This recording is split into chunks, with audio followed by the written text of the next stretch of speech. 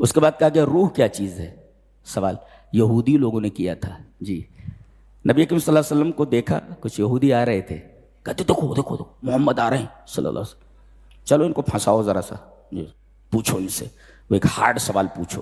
کیا ہم لوگ کیسا سوال پوچھتے ہیں؟ کسی فزکس کا کوئی سوال ہوتا ہے, کیمسٹری کا کوئی سوال ہوتا ہے, یہ تو دنیا کا سب سے مشکل سوال ہے, یہ تو حل ہی نہیں ہوتا کسی سے. ہاں ایک بلڈنگ کے اوپر لکھا تھا سول, سول مانے روح, سول مانے روح, اس کا نام ہی بلڈنگ کا سول دے, روح. معلوم ہے روح کیا چیز ہے؟ وَيَسْأَلُونَكَ عَنِ الرُّوحِ, یہودیوں نے آ کر کے پوچھا محمد صلی اللہ علیہ وسلم ایک سوال ہے, کہا پوچھو. کہا کہ روح کیا چیز ہے؟ وَيَسْأَلُونَ, ماہیت کیا ہے, اس کی حقیقت کیا ہے؟ اللہ تعالیٰ نے اس کا جواب دیا, قُلِ الرُّوحُ مِنْ أَمْرِ رَبِّي, آپ فرما دیجئے کہ روح میرے رب کے امر میں سے ایک امر ہے, بس خلاص. اس کا مطلب ہے, اور عجیب بات تو یہ ہے کہ روح کے سوال سے پہلے قرآن حکیم کا تذکرہ ہے. قرآن حکیم روح ہے, وہ تو تمہیں دے دیا گیا نا, اوتیت علمن, ایک علم تمہیں دے دیا گیا, اور روح کے بارے میں پوچھ رہے, وہ بھی روح ہے. منیت علمن, ایک روح سے تمہیں بتانے سے روک دیا گیا.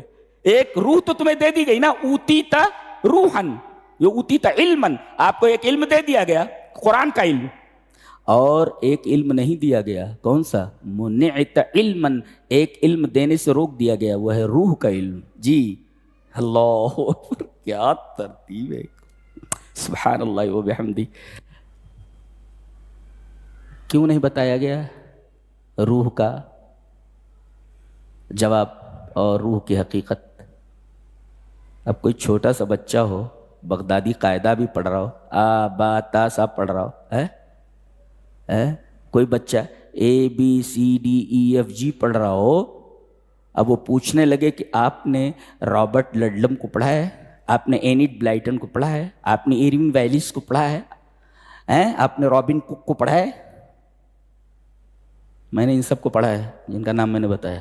جی میں نے انگریز سے انگریزی پڑھی ہے, میرا ساتھی تھا کلاس فیلو تھا, میں نے اس سے انگریزی پڑھی, میرا ساتھی کلاس فیلو تھا. اب ایک بچہ جس کا سینس ABCD کا ہے, وہ پوچھے رابرٹ لڈلم کے بارے میں, تو اگر سمجھانے بھی جائیں گے تو سمجھ میں آئے گا اس کو؟ تو تمہارا تو ذہن بغدادی قاعدے کا ہے, اور پوچھ رہے ہو بخاری شریف کا ترجمۃ الباب, کیسے سمجھ میں آئے گا؟ نہیں سمجھ میں آئے گا. لہذا روح کی حقیقت تمہیں نہیں سمجھائی جا سکتی.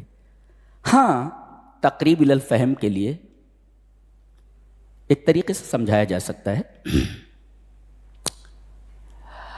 ایک بلڈنگ بنا دی گئی, اس میں مشینیں لگا دی گئی, کپڑا بننے کی مشینیں, ساری مشینیں تیار ہیں, موٹرز لگا دیے گئے, ساری چیزیں. اب یہ پورے موٹرز اور یہ پوری مشینیں کس سے چالو ہوں گی؟ کرنٹ ڈال دیجیے گا. جی مشینیں سمجھ میں آ رہی ہیں, پارٹس سمجھ میں آ رہے ہیں, موٹر سمجھ میں آ رہا ہے, موٹرز کے پارٹس سمجھ میں آ رہے ہیں, لیکن یہ جو چیز آ رہی ہے کرنٹ, جس کی وجہ سے پوری مشینری چل رہی ہے, نہیں جانتے اس کی حقیقت کیا ہے. اس کی حقیقت کیا ہے؟ قُلِ الرُّوحُ مِنْ أَمْرِ رَبِّي, کرنٹ بنانے والا, اس کا ایجاد کرنے والا, بنانے والا کیا؟ اس کا ایجاد کرنے والا. کوئی چیز, nothing is created and nothing is destroyed. کوئی چیز نہ تو آپ کریٹ کر سکتے ہیں اور کوئی چیز آپ فنا بھی نہیں کر سکتے. تو انسان کیا, وہ دو کر کے 4 بنا دیتا ہے, کیا ہے اس کا؟ نہ چیز نکال سکتا ہے, پیدا کر سکتا ہے, نہ کوئی چیز جو ہے فنا کر سکتا ہے. کوئی چیز فنا نہیں کر سکتا وہ. جی جتنا اللہ نے بنا دیا اتنا ہی ہے.